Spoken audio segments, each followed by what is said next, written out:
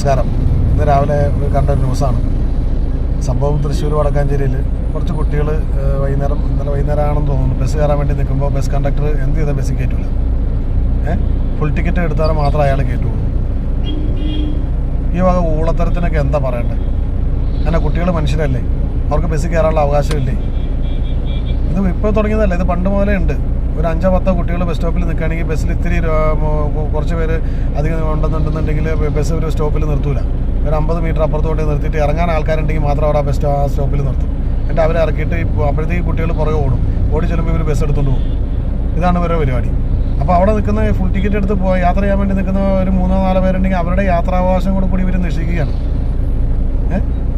എന്നിട്ട് 2-3 കുട്ടികൾ അവിടെ ആദ്യം നിന്ന് കുറച്ച് കുട്ടികളെ മാത്രം, കാലി ബസ്സാണ്, കുറച്ച് കുട്ടികളെ മാത്രം അകത്ത് കയറ്റി. ബാക്കി നിൽക്കുന്ന പിള്ളേർ കൈ കൂപ്പി പറയുന്നുണ്ട്, വീട്ടിൽ പോകണം ചേട്ടാ എന്നൊക്കെ പറഞ്ഞുകൊണ്ട് എന്തൊക്കെ പറയുന്നുണ്ട്. കയറ്റാൻ പറഞ്ഞിട്ട് അയാൾ കയറ്റാണ്ട് വണ്ടി എടുത്തുകൊണ്ട് പോയി.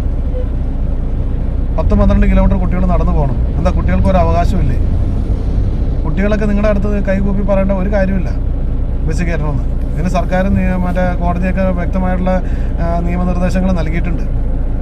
അപ്പോൾ ഇത് പാലിക്കപ്പെടണോ എന്നുള്ളത് നോക്കേണ്ടത് ഇവിടുത്തെ നിയമപാലകരുടെ കടമയാണ്.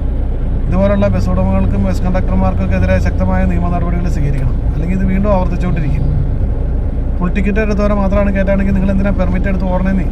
നിങ്ങൾ ഓടണ്ടാകുന്ന വണ്ടി ഓടിക്കണ്ട. വീട്ടുകാരെ ചുറ്റിച്ചുകൊണ്ട് ആ പറമ്പിൽ കൂടെ മറ്റേ സിറ്റിക്കകത്തൂടെ ആളുകളൊക്കെ ഓടിച്ചുകൊണ്ട് എടുക്കുക പറമ്പിൽ കൂടെയൊക്കെ. അതല്ല എൻ്റെ നല്ലത്. കുട്ടികളെ വണ്ടി കയറ്റില്ല.